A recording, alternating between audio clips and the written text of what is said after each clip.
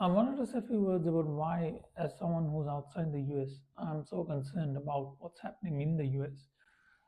I'd hark back to what Neville Chamberlain, the British Prime Minister, said during the 1937-38, and when he was asked that why would Britain not take armed action against Germany, and when one of his retorts was that why would we be worried about what's happening in a distant land like Czechoslovakia, and what the Führer wants from that, and concern ourselves or get engaged in a conflict. This is something that is said at some point in the before the Second World War that happened, and that is a good example that um, one of the things that come to mind is if democracy totally fails in America, then what happens globally?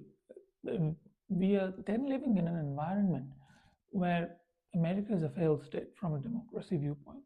You got China with its huge military and long one party rule and scant regard for democracy, who's almost starting to look in many people's eyes as the good guys, for lack of a better word. No comment there. And then obviously there is Russia with a leader who has been there for 25 years now.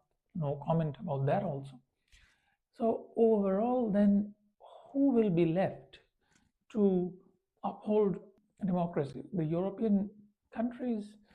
I feel that France and Germany is one election away from the disintegration of Europe if the AfD and Marine Le Pen's party gets into those two countries. So overall, the global outlook is very tenuous.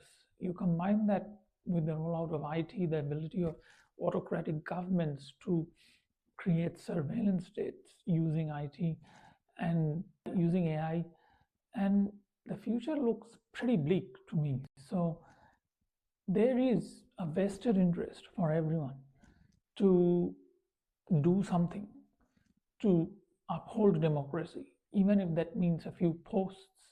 It can be a very small thing. You might think, what can I do that will make a difference? But even doing a few posts, or even sort of upholding the tyranny of what is happening, is important in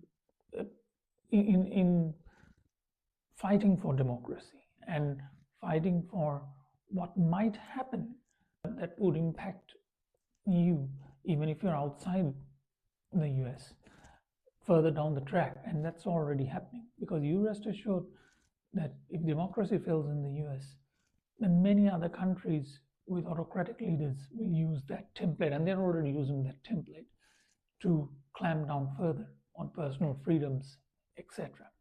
So this is not a good global outlook. So hence, it is important, I feel, to comment and to do something about what's happening in the US. Thank you.